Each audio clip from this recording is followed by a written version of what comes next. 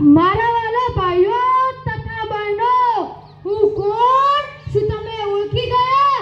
ના ના ના ના ના, હું કાંઈ મોદીજી નથી. હું એક નેતાજી ને નેતાજી જ છું. એટલે શું તમે મને ઓળખી ગયા? આ દુનિયામાં મને કોઈ ઓળખી શક્યું નથી અને ઓળખી શકવાનું પણ નથી. અરે સાંભળો સાંભળો સાંભળો, હું તમને મારા અવગુણ કહું. શું કહું? અવગુણ. અરે સોરી, હું તમને મારા નવગુણ કહું. કેટલા? 9 ગુણ. ટૂંક જ સમયમાં ચૂંટણી આવી રહી છે, એટલે હું તમારા બધાના ઘરે આવીને તમારા હાલચાલ પૂછવાનો છું. પણ ચિંતા ના કરતા હો, હું તમારા બધાના ઘરે આવીને સંડાસ કરી જઈશ. ના ના ના, સોરી, બનાવી આપીશ. પછી હું તમને ખબર પણ નહીં હોય અને ગામના તમામ લાભોને ચાઉ કરી નાખીશ. અરે સોરી, ખોટું ના લગાડતા. અને હું ગામના ઘરોની દિવાલો પાસ કરીને ખાઈ જઈશ. અરે ના ના ના, સોરી, બનાવી આપીશ. અરે સાંભળો, એક વાત કહેવી હું સાવ જ ભૂલી ગયો.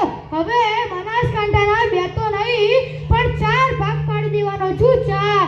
અને કોંગ્રેસને તો આ વખતે દિલ્હીમાં મોકલી દેવાનો છું. ક્યાં? દિલ્હીમાં. અરે સાંભળો, વાવથરાને આ વખતે તો હું પાકિસ્તાનની બોર્ડરની પણ પેલી બાર મોકલી દેવાનો છું. ક્યાં? પેલી બાર. અને પાકિસ્તાનની. અરે શું તમે હસો છો? હું કાંઈ ફેંકતો નથી.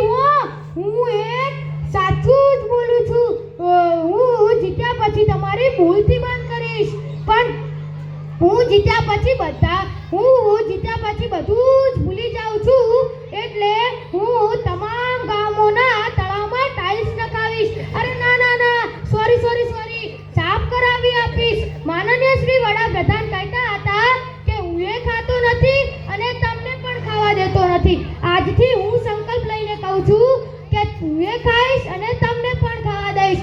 અને ગામના ગરીબ નાગરિકોને ચંદ્ર ઉપર જમીનની માંગણી કરીશ. ના ના ના, સોરી, બનાવી આપીશ. ઘર બનાવી આપીશ. મારા વાલા ભાઈઓ તથા બહેનો, હવે મને રજા આપો. મારે તમારા બધા જ કામ પાસ કરવાના છે. મારે ગાંધીનગર જવા મોડું થાય છે. ચાલો આવજો, બાય. વાહ.